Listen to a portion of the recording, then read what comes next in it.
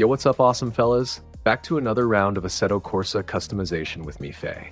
This time we're going to dig a little bit deeper into paint finishes and see how we can create different looks by understanding the material itself.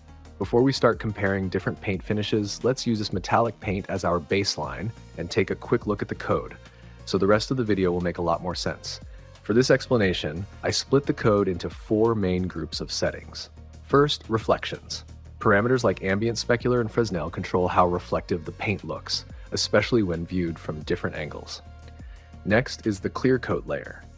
Clear coat intensity, thickness, and specular control the glossy protective layer sitting on top of the paint, which is responsible for those sharp highlights you usually see on modern cars.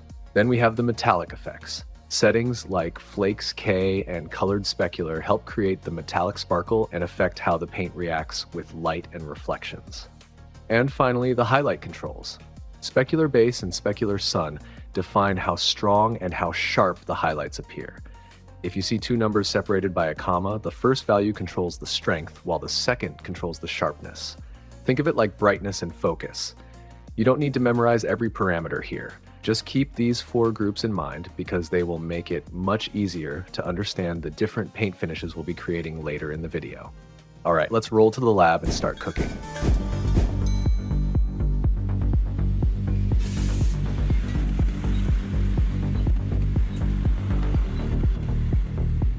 To start modifying a car paint shader, make sure the car's extension config has the Include Materials Car Paint header.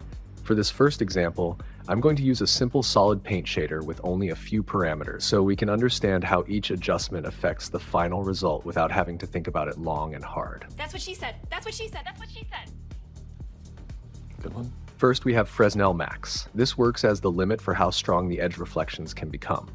Generally, this value is usually somewhere around 0.25, but it's fine to use a higher value closer to or even over 1 if you want stronger reflections at certain angles. As you can see, it affects the car surface if we move the camera around.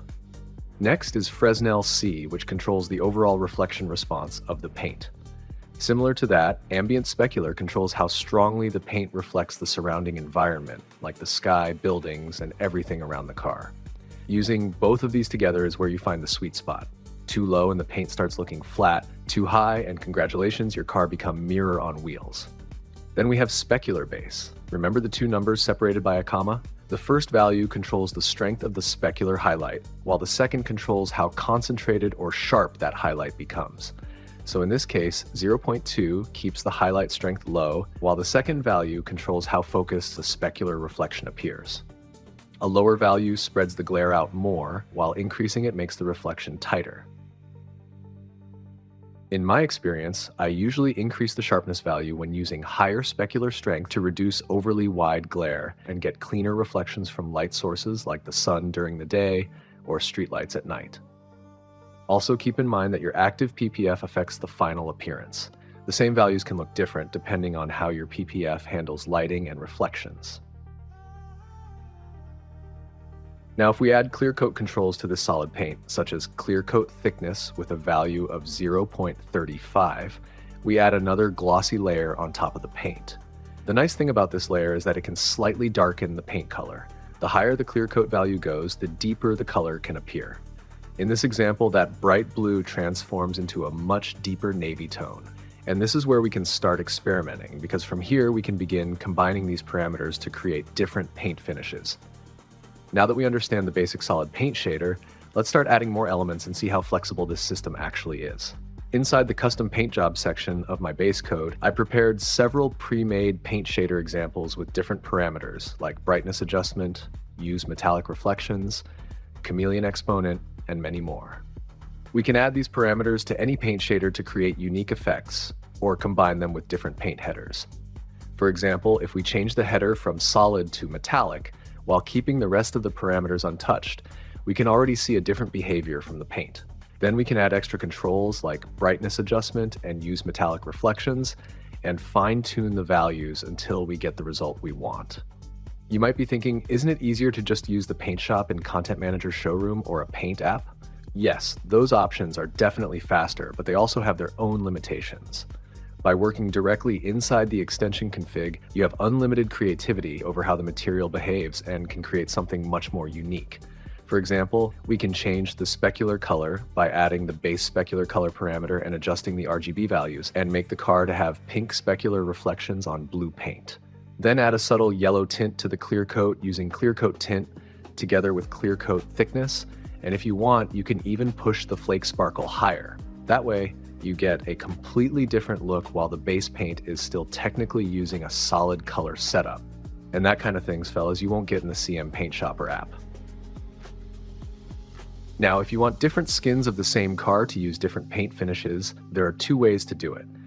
The first method is placing the paint code inside the extension config of the specific skin folder. The second method is using the skins parameter and listing the skin folder name separated by commas in the car's main extension config. This allows you to assign the same paint setup to multiple skins, for example, using a metallic finish on 4 skins and a pearl finish on 2 others. This gives you much more flexibility when creating different variations of the same car. Next in line, I'm going to show you a simple combination of clear coat parameters and color tint, just to give you an idea of how additional colors can interact with the car's base paint. By adding clear coat tint with a low red RGB value, for example 0.2 on the red channel, together with clear coat thickness at 0.45, we can create a red shade that sits on top of the original blue paint. But if we add clear coat index of refraction and set the value to 0, the original blue color will disappear and the red tint will take over completely. Increasing this value slightly will bring back the interaction between both colors and create a more balanced combination of the blue base paint with the red clear coat tint. Another useful thing is that most color parameters in CSP also support hex color codes. So instead of using RGB values, you can directly use hex colors as well. For example, if we switch this car to a chameleon paint shader and change the first color input from RGB plus intensity into hex plus intensity, the result works exactly the same. Alright, looking back at my base code, obviously there are still many other paint shaders and parameters that I haven't covered here. But by now, you should already have a better understanding of how the system works. Remember, Paint Shader is not just about switching between solid, metallic, or other presets. The real fun starts when you combine different parameters together, experiment with the values, and create your own custom paint style for your car. So take the base code, play around with it, and see what kind of unique finishes you can create. Leave any questions in the comments, or drop by my Discord server to discuss any customizations you have in mind. Don't forget to like and subscribe to the channel, and feel free to check and support my Patreon for more extra content that doesn't always make it to YouTube. I'm Faye signing out. See you on the next video. Keep your car cool, your paint fresh, and your creativity flowing. And as always, stay awesome.